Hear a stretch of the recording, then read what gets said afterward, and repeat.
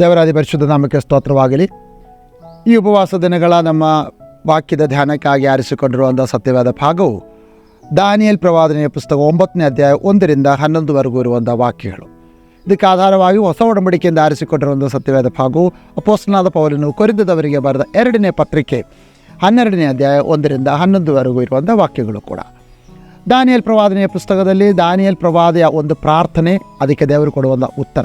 ದಾನಿಯೇಲನ ಯಾತಕ್ಕಾಗಿ ಪ್ರಾರ್ಥಿಸಿದನು ಎಂಬುದಾಗಿ ನೋಡುವಾಗ, ದಾರ್ಯಾವೇಶ್ ರಾಜನ ಆಳ್ವಿಕೆಯ 3ನೇ ವರ್ಷದಲ್ಲಿ ದಾನಿಯೇಲನು ಶಾಸ್ತ್ರ ಪುಸ್ತಕಗಳನ್ನು ಪರೀಕ್ಷಿಸಿ ನೋಡುವಾಗ ಆತನಿಗೆ ತಿಳಿದು ಬಂದಿರುವಂಥ ಒಂದು ವಿಷಯ, ಯೆರೂಸಲೇಮಿನ ಪೌಳಿಗೋಡೆ ಬಿದ್ದು 75 ವರ್ಷಗಳಾಗಿದೆ ಎಂಬುದಾಗಿ.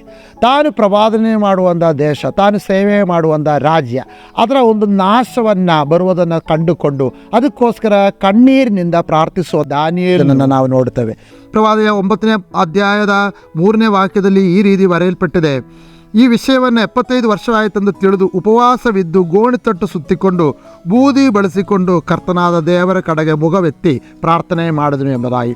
ದಾನಿಯೇಲ್ ಪ್ರವಾದಿಯ ಪ್ರಾರ್ಥನೆ ಎಷ್ಟು ಅಪಾರವಾದ ರೀತಿಯಲ್ಲಿ ದೇವರೊಟ್ಟಿಗಿರುವಂಥ ಬಾಂಧವ್ಯ, ಬೂದಿಯಲ್ಲಿ ಕುಳಿತುಕೊಂಡಿದೆ ಎಂಬುದಾಗಿ ಹೇಳುವಾಗ ಆ ಪ್ರಾರ್ಥನೆಯ ಒಂದು ಆತ್ಮೀಯ ದರ್ಶನ ವಿಷಯವಾಗಿ ನಾವು ತಿಳಿದುಕೊಳ್ಳಬೇಕು. ದಾನಿಯೇಲನ ಪ್ರಾರ್ಥನೆ ನಮಗೆ ಕಲಿಸಿಕೊಡುವಂಥ ವಿಷಯ, ನಾವು ಹೇಗೆ ಪ್ರಾರ್ಥಿಸಬೇಕು. ಮೊದಲನೇದಾಗಿ ದಾನಿಯೇಲನ ಪ್ರಾರ್ಥನೆ ಹೇಳುವಂಥ ಒಂದು ವಿಷಯ ಏನಂದರೆ, ದಾನಿಯೇಲನು ದೇವರು ಯಾರು ಎಂಬುದಾಗಿ ತಿಳಿದುಕೊಂಡು ಪ್ರಾರ್ಥಿಸ್ತಾನೆ. ನಾವು ಪ್ರಾರ್ಥಿಸುವಂಥ ದೇವರು ಯಾರು ಎಂಬುದರ ಬಗ್ಗೆ ನಮಗೆ ಭಾಳ ಸ್ಪಷ್ಟವಾದ ತಿಳುವಳಿಕೆ ಇರಬೇಕು. ದಾನಿಯೇಲನು ಹೇಳ್ತಾ ಇದ್ದಾನೆ 4ನೇ ವಾಕ್ಯದಲ್ಲಿ, ದೇವರು ಭಯಂಕರನೂ ಆಗಿದ್ದಾನೆ, ತನ್ನನ್ನು ಸಮೀಪಸ್ಥನಾಗಿ ಬರುವಂಥವರಿಗೆ, ತನ್ನ ಹತ್ತಿರಕ್ಕೆ ಬರುವಂಥವರಿಗೆ ಆತನ ಕೃಪಾಪೂರ್ಣನೂ ಕೂಡ ಆಗಿದ್ದಾನೆ ಎಂಬುದಾಗಿ. ನಮಗೆ ಯಾವಾಗಲೂ ದೇವರು ಕ್ಷಮಾಪೂರ್ಣನಾಗಿದ್ದಾನೆ, ಪ್ರೀತಿ ಸ್ವರೂಪನಾಗಿದ್ದಾನೆ, ದೇವರು ಕರುಣಾಮೂರ್ತಿ ಆಗಿದ್ದಾನೆ ಎಂಬುದಾಗಿ ಎಲ್ಲ ಹೇಳೋದು ಬಹಳ ಸಂತೋಷ. ಆದರೆ ದೇವರ ನ್ಯಾಯ ತೀರ್ಪಿನ ವಿಷಯವಾಗಿ ಕೂಡ ನಾವು ಅರಿವುಳ್ಳವರಾಗಿ ದೇವರ ಸನ್ನಿಧಾನದಲ್ಲಿ ಕುಳಿತುಕೊಳ್ಳಬೇಕು. ನಾವು ಉಪವಾಸ ಮಾಡುವಾಗ, ಪ್ರಸಂಗ ಮಾಡುವಾಗ, ಪ್ರಾರ್ಥನೆ ಮಾಡುವಾಗ, ಎಲ್ಲ ವಿಷಯಗಳಲ್ಲಿ ಕೂಡ ದೇವರ ಒಂದು ನ್ಯಾಯ ತೀರ್ಪಿನ ವಿಷಯ ಕೂಡ ನಮ್ಮ ಹೃದಯದಲ್ಲಿ ಇಟ್ಟುಕೊಂಡು ನಾವು ಪ್ರಾರ್ಥಿಸಬೇಕು. ದಾನಿಯೇಲನು ಹೇಳ್ತಾ ಇದ್ದಾನೆ, ದೇವರು ಭಯಂಕರನೂ ಆಗಿದ್ದಾನೆ, ತನ್ನ ಸಮೀಪಸ್ಥರಿಗೆ ಆತನು ಕರುಣೆ ಕೊಡುವವನು ಕೂಡ ಆಗಿದ್ದಾನೆ ಎಂಬುದಾಗಿ. ಅದರಿಂದ ದಾನಿಯೇಲನ ಪ್ರಾರ್ಥನೆ ನಮ್ಮ ಜೀವನದಲ್ಲಿ ನಾವು ಅಳವಡಿಸಿಕೊಳ್ಳಬೇಕು. ದೇವರ ಸನ್ನಿಧಿಯಲ್ಲಿ ಕುಳಿತುಕೊಳ್ಳುವಾಗ ದೇವರು ಯಾರು? ಭಯಂಕರನು.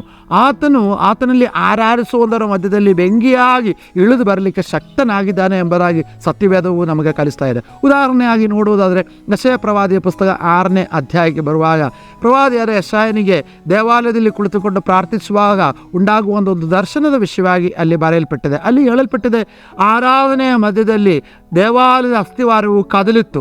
ಅಲ್ಲಿ ದೇವರ ದರ್ಶನವಾಗಿ, ಆತನ ಒಂದು ದರ್ಶನಕ್ಕೆ ಉದಾಹರಣವಾಗಿ ಆಲಯವು ಹೊಗೆಯಿಂದ ತುಂಬಿಕೊಂಡಿತ್ತು ಎಂಬುದಾಗಿ. ಅದರ ಅರ್ಥ, ದೇವರು ಬೆಂಕಿಯಾಗಿ ಅಥವಾ ಪ್ರಾರ್ಥಿಸುವಂಥ ಭಕ್ತರ ಮಧ್ಯದಲ್ಲಿ ದರ್ಶನಕ್ಕಾಗಿ ಇಳಿದು ಬಂದು ಅದನ್ನು ನಾಶ ಮಾಡಬೇಕಾದದನ್ನು ನಾಶ ಮಾಡಲಿಕ್ಕೆ ಕೂಡ ದೇವರು ಶಕ್ತನಾಗಿದ್ದಾನೆ ಎಂಬುದರ ಒಂದು ಅರಿವನ್ನು ಅಲ್ಲಿ ಕೊಡ್ತಾ ಇದೆ. ಎರಡನೇದಾಗಿ ಈ ದಾನಿಯೇಲನ ಪ್ರಾರ್ಥನೆ ಹೇಳಿಕೊಡುವಂಥ ಒಂದು ವಿಷಯ, ನಾವು ದೇವರನ್ನ ಎಷ್ಟರ ಮಟ್ಟಿಗೆ ಚೆನ್ನಾಗಿ ತಿಳಿಯುತ್ತೀರೋ ಅದೇ ರೀತಿಯಲ್ಲಿ ನಾವು ನಮ್ಮ ಹೃದಯಗಳನ್ನು ಕೂಡ, ನಮ್ಮ ಸ್ವಭಾವಗಳನ್ನು ಕೂಡ, ನಮ್ಮ ಜೀವನ ಶೈಲಿಯನ್ನು ಕೂಡ ಸ್ಪಷ್ಟವಾಗಿ ಅರಿತು ಪ್ರಾರ್ಥಿಸುವರಾಗಿರಬೇಕು. ಯೆಶಾಯ ಪ್ರವಾದಿ ಪ್ರಾರ್ಥನೆ ಮಾಡುವ ಹೇಳ್ತಾರೆ, ನಾನು ಹೊಲಸು ತುಟ್ಟಿಗಳ ಮಧ್ಯದಲ್ಲಿ ವಾಸ ಮಾಡುವ ವ್ಯಕ್ತಿ ಎಂಬುದಾಗಿ, ನಾನು ಹೊಲಸು ತುಟ್ಟಿಯವನು ಎಂಬುದಾಗಿ, ನಾನು ಪಾಪಿ ಆಗಿದ್ದೇನೆ ಎಂಬುದಾಗಿ. ದಾವೀದನ ವಿಷಯವಾಗಿ ನಾವು ಕೀರ್ತನೆಗಳಲ್ಲಿ ನೋಡುವಾಗ ದಾವೀದನು ಹೇಳ್ತಾರೆ, ನಾನು ಪಾಪಿಯಾಗಿದ್ದೇನೆ, ನನ್ನ ಪಾಪವು ಯಾವಾಗಲೂ ನನ್ನ ಮುದ್ದೆ ಇದೆ ಎಂಬುದಾಗಿ. ದೇವರ ಸನ್ನಿಧಾನದಲ್ಲಿ ನಾವು ಪ್ರಾರ್ಥಿಸುವಾಗ ನಮ್ಮ ಪಾಪದ ವಿಷಯವಾಗಿರುವಂಥ ಅರಿವು ಯಾವಾಗಲೂ ನಮ್ಮಲ್ಲಿ ಇರಬೇಕು.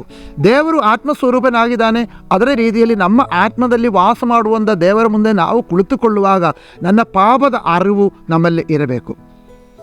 ದಾವೀದನು ಹೇಳ್ತಾ ಇದ್ದಾನೆ, ಪಾಪಗಳನ್ನು, ದ್ರೋಹಗಳನ್ನು ಮುಚ್ಚಿಡುವವನಿಗೆ ಶುಭವಾಗುವುದಿಲ್ಲ, ಒಪ್ಪಿಕೊಂಡು ಅರಿಕೆ ಮಾಡುವವನಿಗೆ ದೇವರ ದಯೆ, ಕರುಣೆ ದೊರಕುವುದು ಎಂಬುದಾಗಿ. ಪ್ರಿಯರೇ, ನಾವು ದೇವರ ಸನ್ನಿಧಾನದಲ್ಲಿ ಬರುವಾಗ ನಮ್ಮ ಪಾಪಗಳನ್ನು ಮುಚ್ಚಿಟ್ಟುಕೊಂಡು, ನಮ್ಮ ತಪ್ಪು ಸ್ವಭಾವಗಳನ್ನು ಮುಚ್ಚಿಟ್ಟು ಒಂಥರ ಪೋಲಿಷ್ ಮಾಡಿಕೊಂಡು ಪ್ರಾರ್ಥನೆ ಮಾಡಿದ್ರೆ ಅದು ದೇವರೆಂದಿಗೂ ಕೇಳುವುದಿಲ್ಲ. ದೇವರ ಮುಂದೆ ಮನಪೂರ್ವಕವಾಗಿ ನಮ್ಮ ಪಾಪಗಳನ್ನು ಒಪ್ಪಿಕೊಂಡು ಅರಿಕೆ ಮಾಡಿ ನಾವು ಪ್ರಾರ್ಥಿಸಬೇಕು. ದಾನಿಯೇಲನು ಹೇಳ್ತಾ ಇದ್ದಾನೆ, ನಾನು ಪಾಪಿಯಾಗಿದ್ದೇನೆ ಎಂಬುದಾಗಿ. ಆ ದೇಶಕ್ಕಾಗಿ ಕಣ್ಣೀರಿಟ್ಟು ಪ್ರಾರ್ಥನೆ ಮಾಡುವಾಗ ನನ್ನ ತಪ್ಪುಗಳು ದೇಶದ ಅಭಿವೃದ್ಧಿಗೆ ಅಡ್ಡಿಯಾಗಿ ನಿಲ್ಲಬಾರದೆಂಬುದಾಗಿರುವ ಒಂದೊಂದು ಅಪೇಕ್ಷೆ, ನನ್ನ ಪ್ರಾರ್ಥನೆ, ನನ್ನ ಸೇವೆ ವಿಶ್ವಾಸಿಗಳ ಅಭಿವೃದ್ಧಿಗೆ ಅಡ್ಡಗೋಡವಾಗಿ ನಿಲ್ಲಬಾರದು ಎಂಬುದಾಗಿರುವಂಥ ಒಂದು ಅರಿವು ದಾನಿಯೇಲನಲ್ಲಿ ಇದೆ.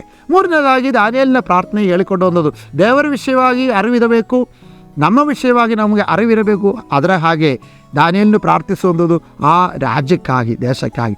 ದೇಶದ ಸ್ಥಿತಿ ಗಂಭೀರವಾದ ರೀತಿಯಲ್ಲಿ ನಾಶಕ್ಕೆ ಒಳಪಟ್ಟಿದೆ ಎಂಬುದಾಗಿ. ಅದರ ಪೌಳಿಗೋಡೆ ಬಿದ್ದು 75 ವರ್ಷಗಳಾಗಿದೆ. ಪುನಃ ಅದು ಕಟ್ಟಬೇಕು.